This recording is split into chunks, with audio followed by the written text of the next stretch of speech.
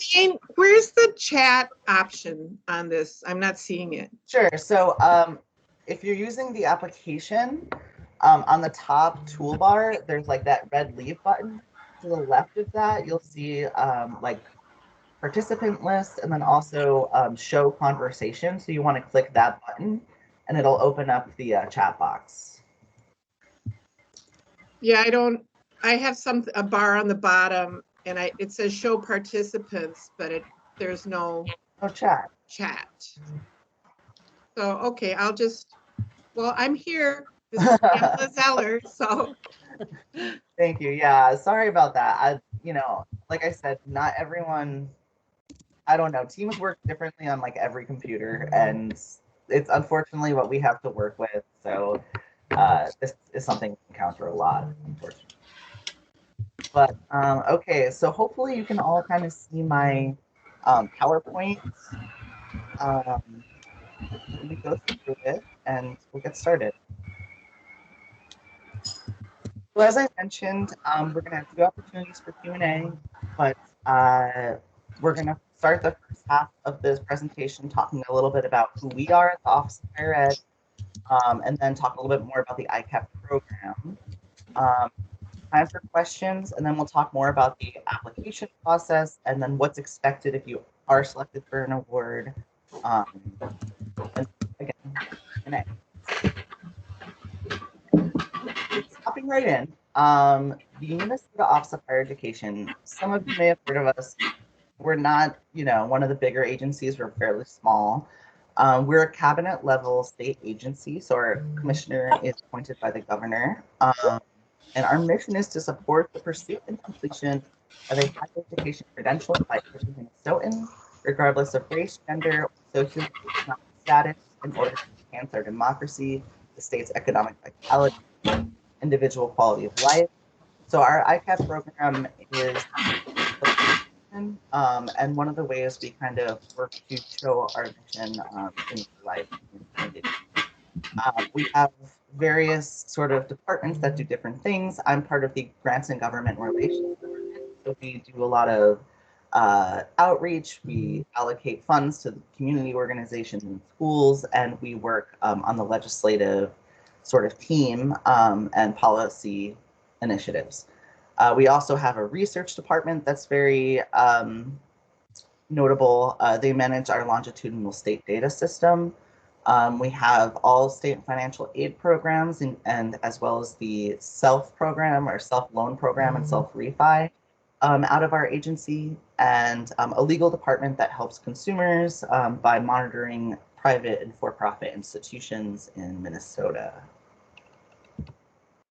Okay, so a little bit more about the grant program itself. This is about one of, I'd say, 5-ish grants that I manage, depending on the year. But it is the oldest grant. It started in 2001, so we're on its 20th year right now, and has a history of a lot of success in terms of getting students ready for post-secondary attendance and success.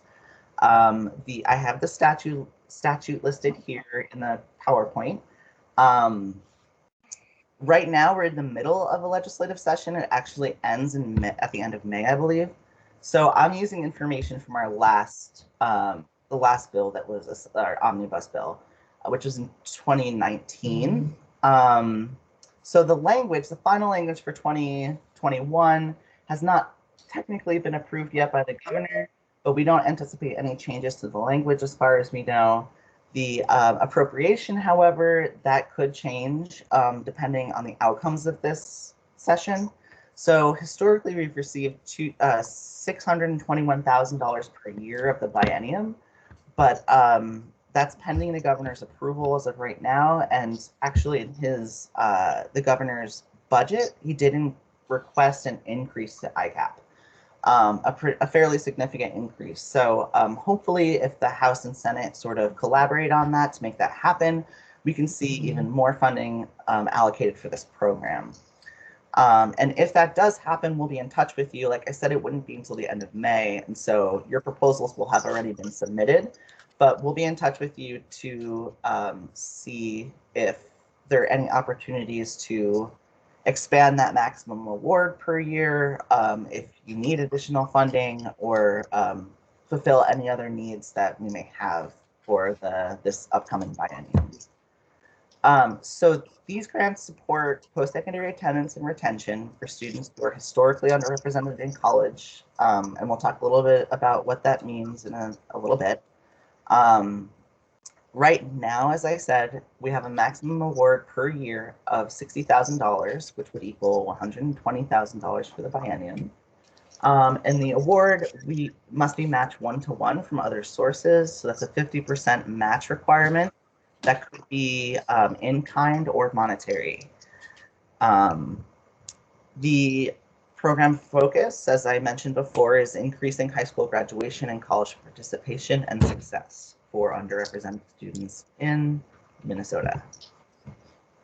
So eligible applicants include Minnesota post-secondary institutions, professional organizations, nonprofit or community-based organizations, and school districts or schools. If you don't see your organization on this list, shoot me an email and we'll talk about, whether or not you're eligible. But most of all of our past grantees kind of fit into these little boxes in one way or another. And what I mean by Minnesota is that there has to be a campus in Minnesota, or it's Minnesota-led. So these are the eligible services that were listed in statute in 2019. So this is going to be the core activities, but it's not an exhaustive list of activities that can be funded through this program, just to keep that in mind. But the basis is around academic enrichment, academic counseling, and assistance with high school course selection and information about college admission and how to apply, how to navigate college once you're in college. This also funds services for English language learners, tutoring, mentoring, parent outreach, and career awareness and exploration, which is an important part. So it's not only for, folks who are interested in four-year higher ed, orientation to college life and financial literacy and counseling. Now, ICAP participants, meaning the students. Elaine, I'm sorry. There's a question about the slideshow in the chat. Yeah. That they're still on the title page, that the view hasn't changed since the title slide. Oh, you know what? I have two windows open. Let's see here. Is this the? I was able to follow along. It was coming through on ours. Okay. That's weird. Same here, Melissa. I get it too. Hold on a sec. I'm gonna just open it up again. That's not it.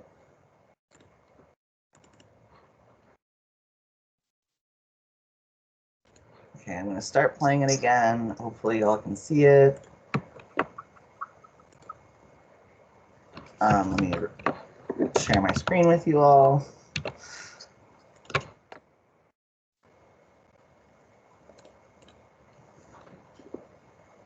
Okay, so hopefully you can see this now. If it's moving, then you're in the right place. I'm in the right place. But I could also send this out to you later for those of you able to follow along in the slideshow. Let's see, where are we here? So, okay, so we're talking about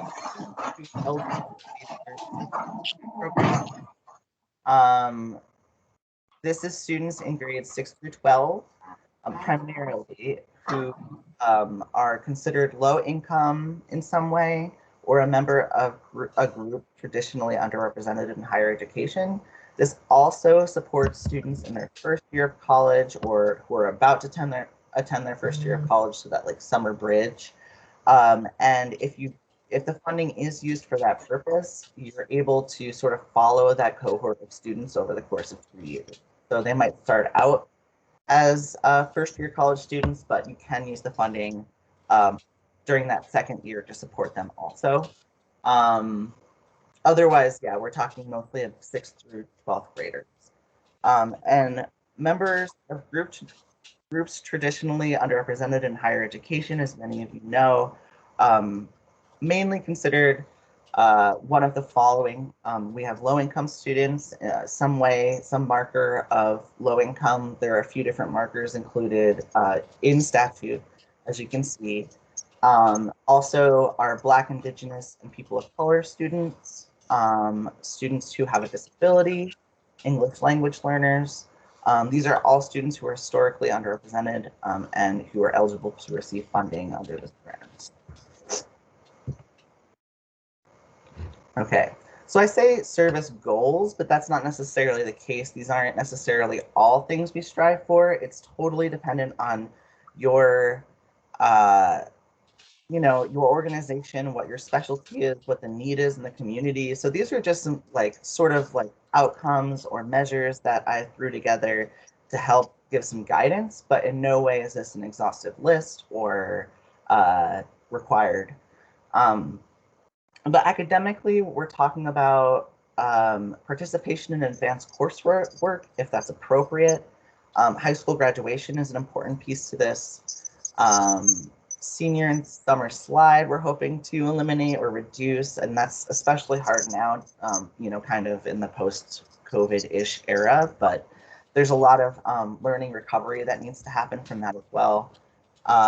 Being prepared for any placement test, introduction of new academic options, like something specifically within STEM or something that students may not have been aware of through their normal high school experience or grade school experience.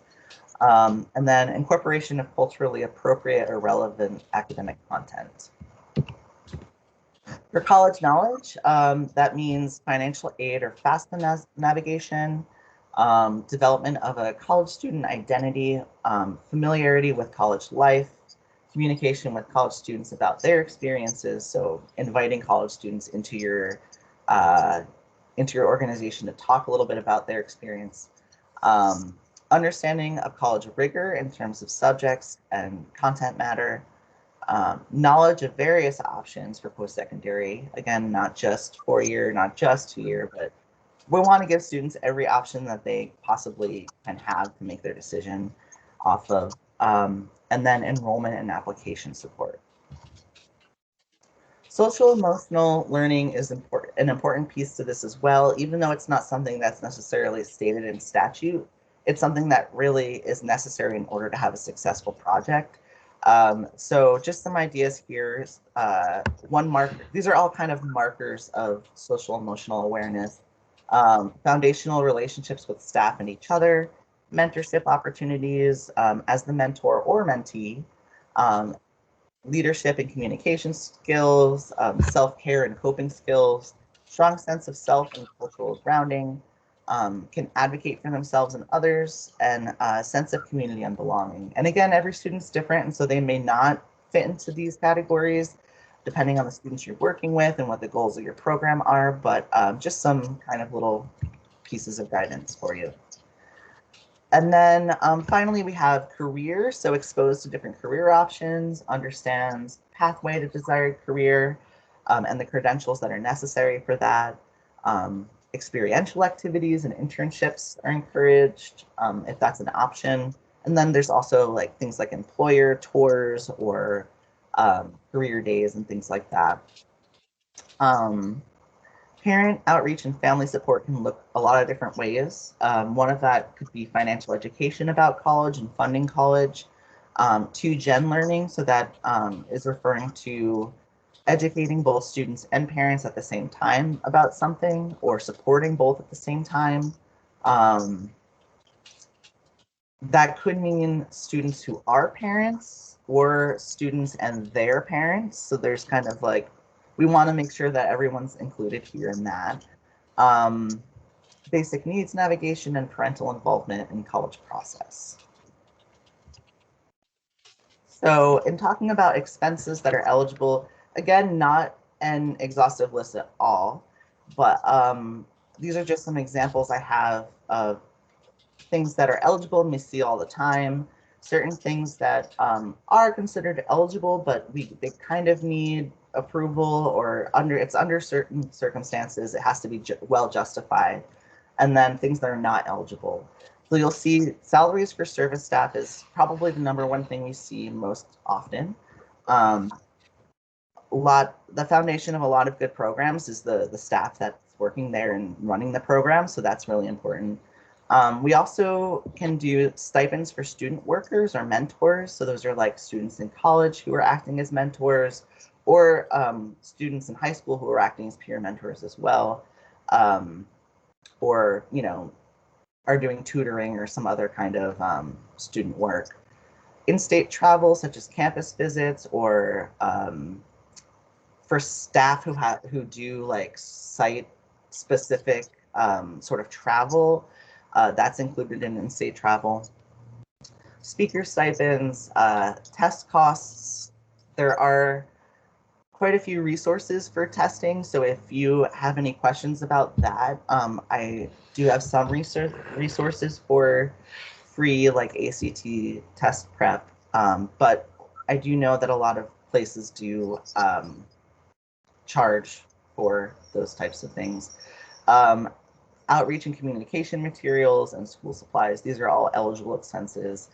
Under certain circumstances, we can talk about event space rental for like an end of year, celebration, or some kind of culminating event with their work or anything like that. Food for that. Student incentives, such as like if you participate in this program, you can receive XYZ. A really good idea and really important. And also, we can't do that for every student or every program, unfortunately. So it's something that we will have to kind of negotiate a little bit, and that has to be well justified. And then stuff like t-shirts, anything that is like swag, that is eligible but needs approval before we go ahead and do that. And then not eligible are tuition or scholarships, unfortunately, out-of-state travel, and then things like parking tickets and legal fees and discretionary funds for the agency, or organization, I should say. Okay, so with this, I'll leave my first opportunity for questions, and I'm gonna just kind of open up Teams again. What we can do is there is a raise hand icon. If you all have that, we can keep an eye out for raised hands. Otherwise, if you have access to the chat, I'm paying attention to the chat right now, or you can kind of go ahead and speak. I'm trying to avoid having multiple people speak at once. So yes, I see a question from Emily Shelton. Go ahead. Hi, I can't see the chat either. I was wondering, you didn't really speak about this yet, and maybe you will. Are you more likely to fund new programs or existing programs at this point? We are not, I would say there's a balance. Our review panel, they're the ones who are selecting the proposals to be funded and scoring the proposals. And so they may have prior knowledge of folks being past grantees, but they also may not. So it's like everything's kind of starting from square one for the most part. And we are this year not offering extra points for past grantees. Lynn, can I actually clarify my question? I actually meant we have an existing program that is losing funding, and we would like it would be a good fit for this. It has not been funded through this grant yet. But we also have an opportunity to start a new program, so I think we're debating which way to go. I see. I think most of the time we do fund existing programs. If there's like kind of an offset or a subsection of that is new, like a new initiative, I think that is kind of valuable. But in terms of brand new programming, that's difficult because part of this is like kind of showing past success or giving context for your proposal. So It's not impossible. We can still fund that. It's just that we haven't really dealt with that very much before. So Okay, thank you. I'm problem. new to this process, so I appreciate it. well, totally, no problem. And anyone can also feel free to email me if they have questions too. I'll have my email up at the end. Let's see. Which school districts need to complete their affirmative action certificate? No. So the affirmative action certificate is something that is loosely required for grantees to have, but it's not all grantees. It's mostly ones that are for profit in some way, or a private institution. They are more likely to be required for an affirmative to show an affirmative action certificate. So it's not required of everyone. And if you have any questions about that, I can help you. But for sure, school districts do not need to send that in. Are the grants offered every 2 years, or is there an annual application process? This will be an the grant cycles are 2 years long, so it follows the biennium. And then, so there will not be a competition next year, but there will be for the year after that, or the biennium after that. Is there a priority on middle or high school students, or an equal priority on incoming or first-year college students? There's not a priority for either, so we fund both. It's just that I would say historically we've served more 6th through 12th grade in the preparation area. But we have and continue to serve colleges that are working with first year students or summer bridge and things of that nature. Okay, and that's all the questions I have in the chat, I believe. Are there any other questions before we move on?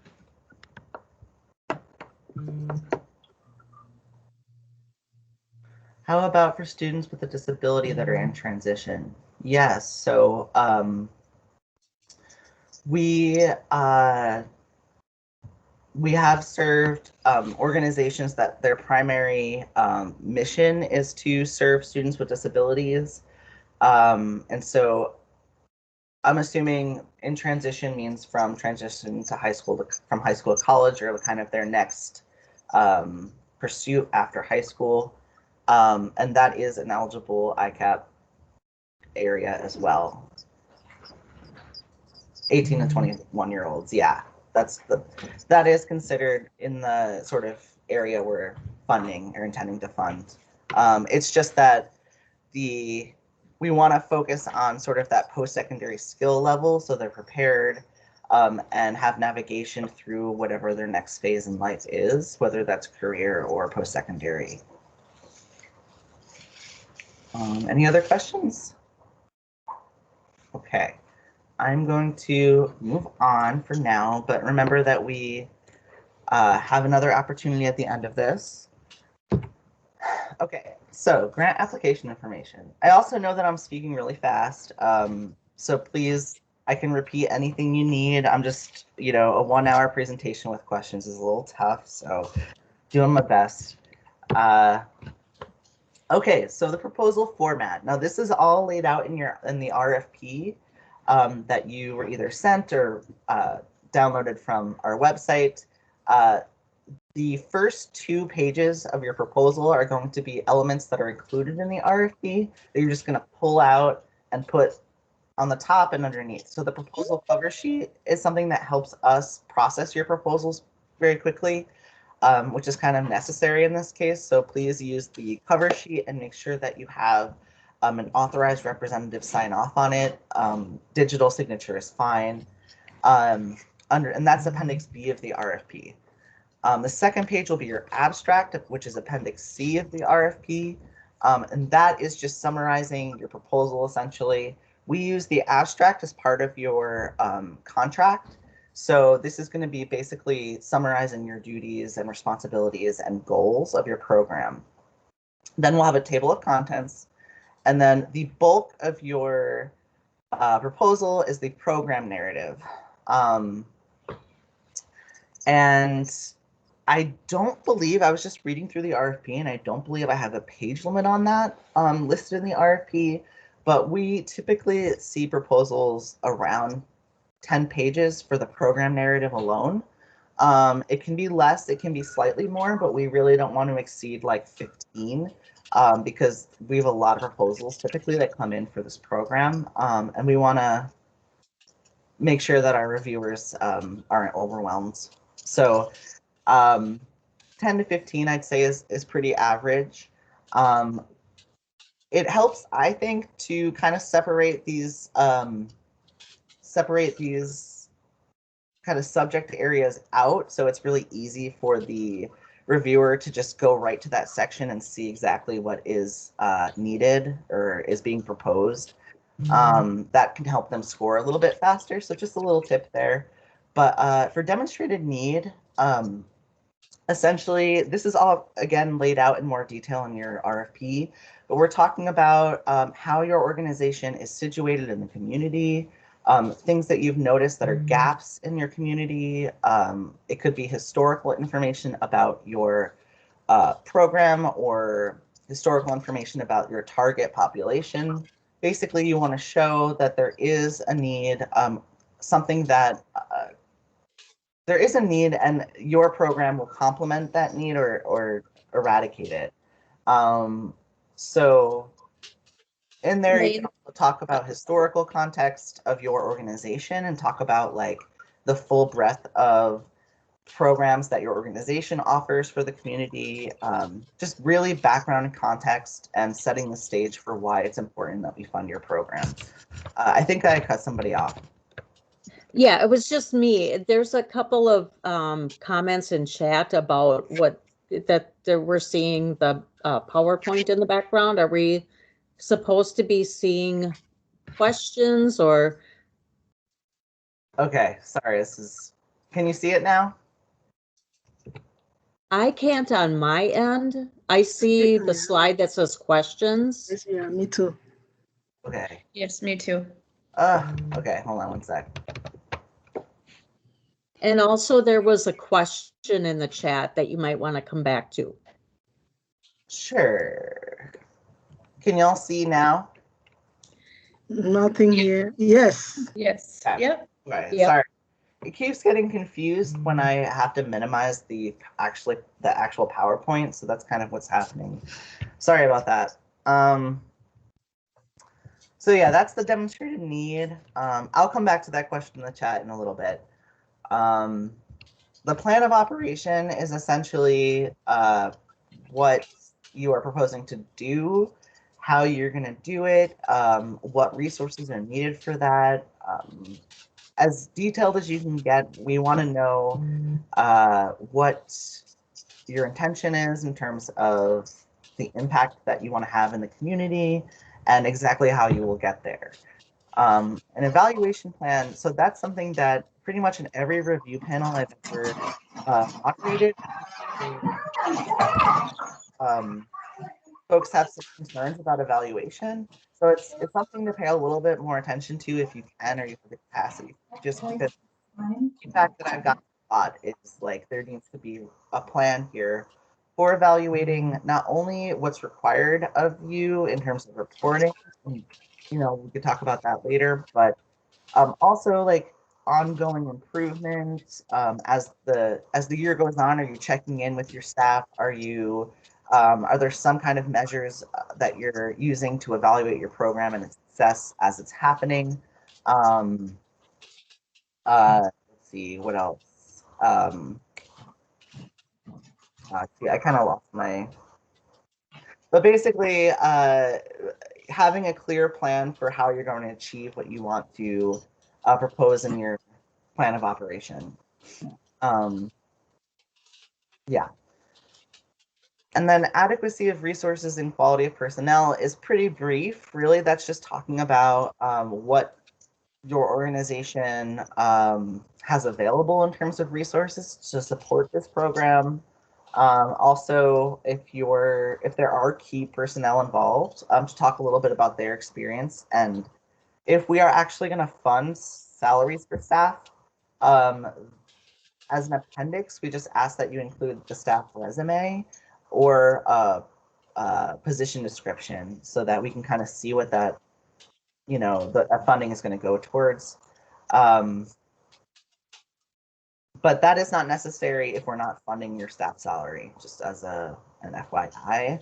If you have extra like data you want to include or information or I don't know, like student stories or pictures, feel free to add it as an appendix. It's not required, but if you really feel like the program narrative is just not long enough to get what you have to say, you can include it as an appendix as well. And then, so the proposed budget and budget narrative. Appendix D of the RFP in the actual Word document, you'll see just a blank page that says budget narrative, basically. And so you're going to write in there basically a justification for everything that you're going to put in your actual Excel spreadsheet that is the budget. We're going to use that Excel spreadsheet in your contract to show exactly what you intend to use the funding for. So if you don't have the Excel spreadsheet, which I realize was not uploaded to the website, please email me because that will be a necessary part of this process. And I will send you that spreadsheet so that you can include it in your proposal. So you're going to have, in terms of budget, again, you're going to have your budget narrative, which is a typed out explanation of what everything is, and then a spreadsheet listing costs and things of that nature. And then for the other appendices would include letters of support if you are working in collaboration with another organization or a school, just to make sure that we have that letter of support to know that there's an established relationship there and there's interest there. Otherwise, if it's just kind of within your own organization, that's not really necessary. We kind of assume that you have like executive director support if it's really just located in your organization. Hey, I'm back from lunch because I was going to a meeting and they canceled it, so I'm here. Anyway, just thought I'd let you know. I Hey. still have my other meeting at 1:30, but I'm here if a student happens to come in. Thank you. Oh, just a reminder to mute your lines if you're not talking to the group.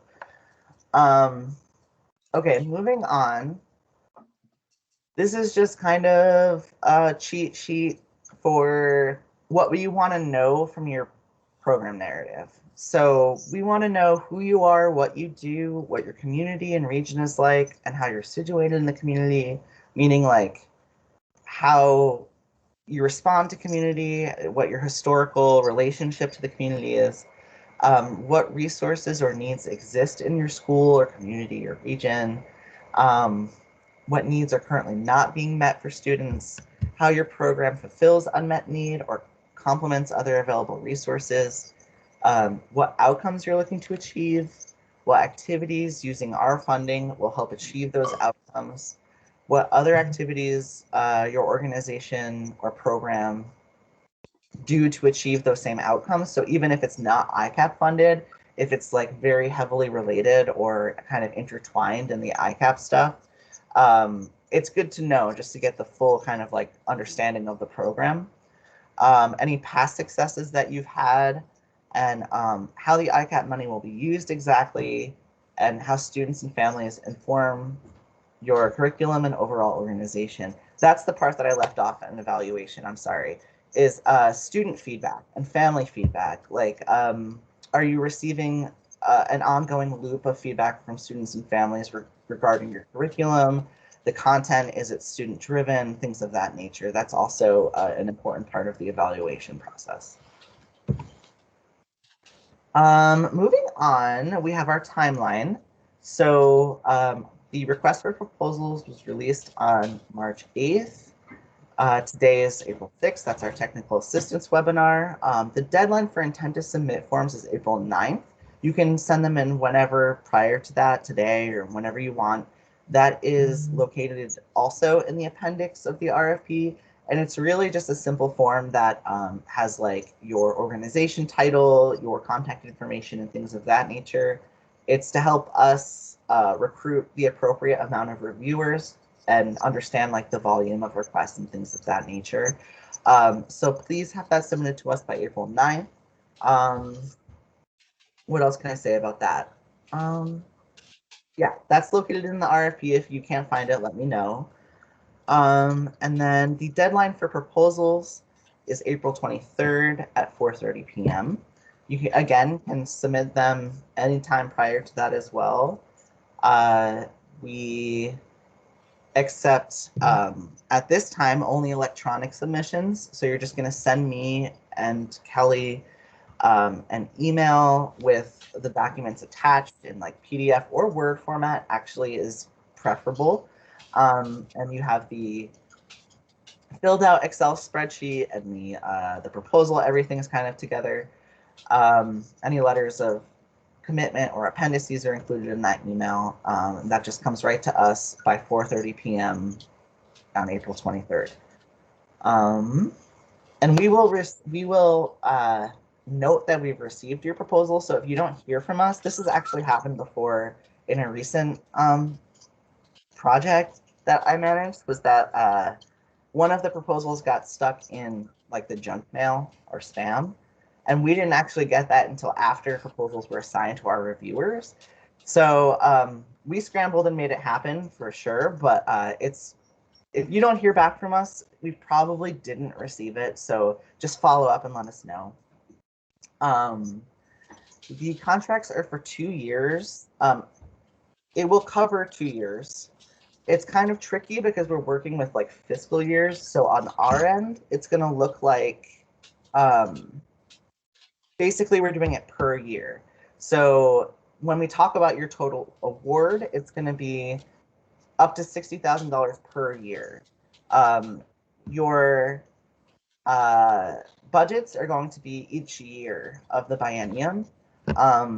If there are any changes to the budgets for either year, you just let me know or let us know, especially after your if you already have been selected for an award. That's something that is really important, that we make sure that your budgets are updated in your contract so that they reflect what's actually happening or what you want to do in reality in real time.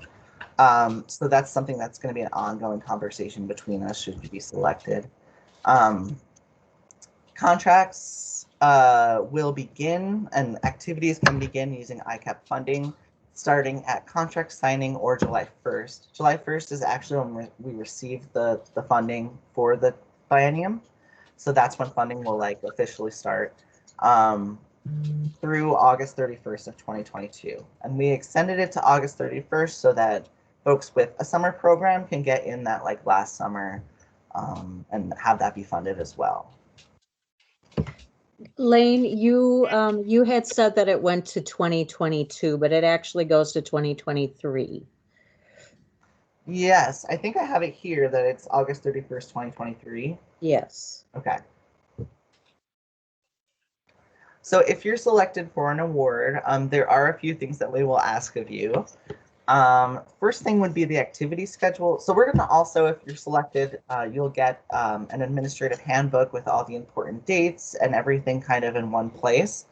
But the activity schedule is something we usually ask for at the beginning of the year that basically lets us know what your year is going to look like. It's all kind of tentative, especially right now with the way that things are. So obviously there can be modifications to that schedule, but it's just something to help us know what's going on. So that's the first thing. And then we have 2 reports per year. One is an interim report, which talks about implementation and progress. And then there's an end of year report each year, which talks about all of the outcomes that were achieved during that year of funding. There's also, you'll have to request payments from us. You'll have 2 opportunities to submit invoices to us per year.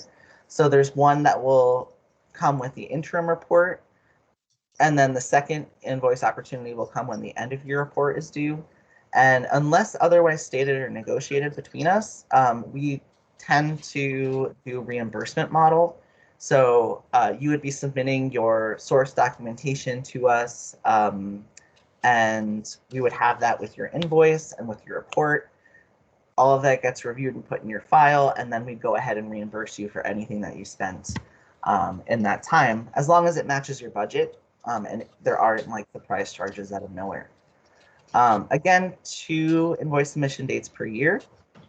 There will be ongoing monitoring, and what we consider monitoring is, you know, whether it's a phone call, it could be a site visit once we're there, you know, and able to do that again. It could mean emails back and forth about a situation. It really is very loose. So just really ongoing communication is what that means. And then financial reconciliation, which will be pretty much handled as long as you submit your source documentation. We won't have to ask really anything more of you if that's the case. If not, if you submit an invoice without that source documentation, we will come to you and ask for it at least once per year, typically. And then we just expect that you are doing some sort of evaluation, you're tracking the outcomes, so when it comes time to report the outcomes, you have all the information, that we have an ongoing sort of communication loop and relationship, so we're like responding to each other with some sort of timeliness. I really try to respond to emails within like 2 to 3 days. That staff is culturally competent, that there's some kind of financial stability with the organization, and that you know, there is a respect for students and families that are being served. So that means kind of like using an asset-based model, or just like empowering those who are involved, making sure they have a voice in the process. And with that, I will go ahead and leave it for questions.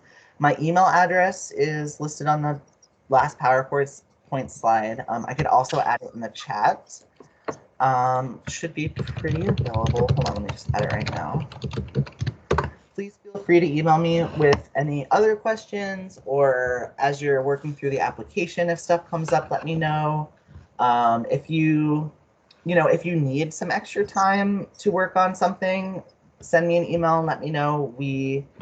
I believe April 23rd, let me just double check. Yes, that's a Friday. So if something comes up and you need an extra hour or something like that, we're not going to actually process the proposals until Monday. So just let me know if like some emergency comes up. I don't want that to prevent you from submitting a proposal. Just make sure you email me. And the phone number listed is my office phone, so I'll receive a voicemail and then I can respond to you with my cell phone or anything like that. Okay, so any questions? There are still some in the chat. In the chat, yep. Okay, let's see here. And how far back I have to go. What are the current standards for college-ready coursework that you would recommend as a reference point for our proposal? Yeah, what it means to be college ready, there are a few different definitions, but essentially what we're looking for is that they're academically prepared to handle, they're academically prepared to graduate high school as the primary, that's kind of the most important thing. And then that they are also have knowledge of some kind of rigor involved in college coursework, that they're prepared to be a college student. It doesn't mean that they, developmental education is fine if that's where they end up. We're not monitoring that necessarily, I don't think. So, as long as they are able to graduate and are placed within a college, it doesn't matter what kind of support they might need while in college. Okay, let's see. Okay, let's see. Yes. Is it acceptable to request a different amount for year 1 and year 2 of the grant? Yes, I mean, for both years, the max right now is 60,000.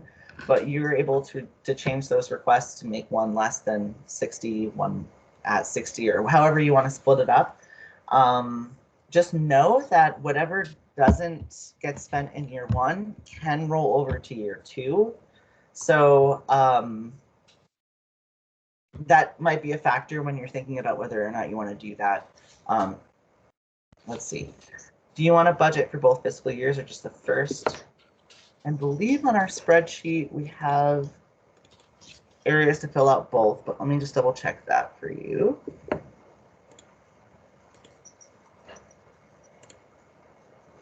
Yes, so on the spreadsheet there are two kind of pages which can be navigated at the bottom tabs here.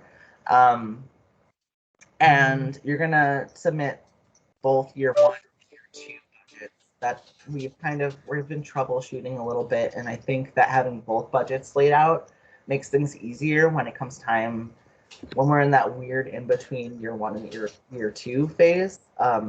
That gets kind of confusing, so it's helpful for us to have both budgets laid out, and you're able to modify them whenever you need to throughout the year. Thanks. What are you looking for in terms of demonstrating the required funding match at the time of the application? You don't have to have funding secured. It can be, you know, funding that is anticipated, but we will at the end of the year ask for you to show, just to give figures. We don't really need the source documentation or anything like that, but to give some kind of figure for and breakdown for your match. So just try to keep track of in-kind services that you're receiving or space from the university if you're, you know, operating out of a college, anything like that, so that at the end of the year you can submit that for us. But you, let's see what else. Okay, I see Emily Shelton, do you still have a question or is that left over from? Oh, no, sorry, I have a new question. Okay. Thank you for doing this presentation. I learned a lot. The one slide that you had that had the 11 kind of, I believe you referred to it as a cheat sheet, like the 11 things you're looking for. I did not see that in the RFP. Is there a way to get a copy of that? I couldn't write fast enough. Yeah, so I will, I could send this out to everyone who's attended.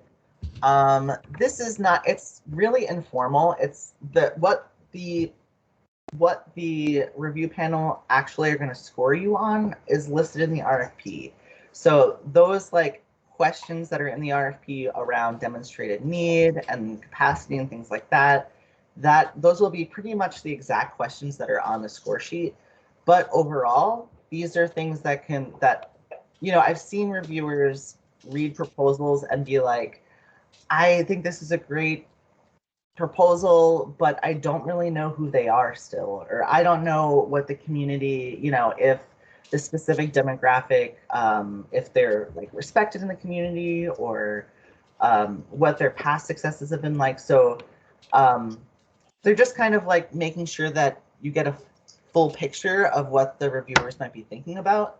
And I'll make sure that this PowerPoint gets sent out to everyone. Mick, do you have a question? I do, thank you. Just to clarify, it's 60,000 is the max total, not per year, right? Just total for the whole project? No, well, it's 60,000 per year of the biennium. So the total would actually be 120 if you're filling out both year one and year two budgets. Okay. The total should be 120. Otherwise, the max is 60,000 per year. And then on the proposal cover sheet where it asks for the signature of the organization's authorized representative, I work in a school district. Are you looking for the superintendent? Yeah, I think that would work. Okay. Those are my questions. Thank you. Okay. Any other questions?